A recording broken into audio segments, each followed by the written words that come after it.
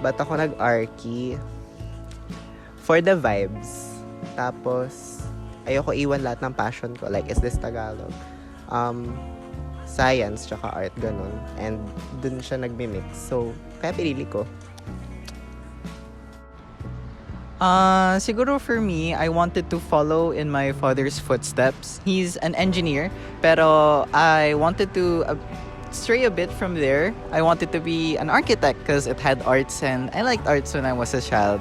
And another contributing factor would be siguro yung mga small models of residential condos na makikita mo sa mga mall.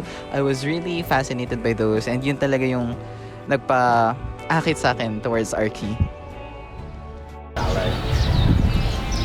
Para ma-pursue ko yung passion ko na mag-design ng spaces at experiences.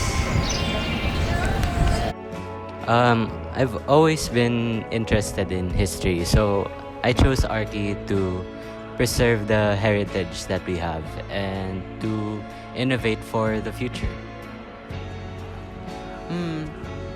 Arky kasi 'di ba creating spaces, so I want to understand the complexity ng design process.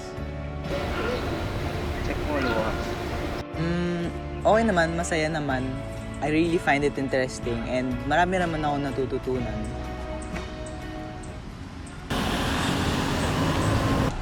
Oh, may tumatawag. O ano? Ano?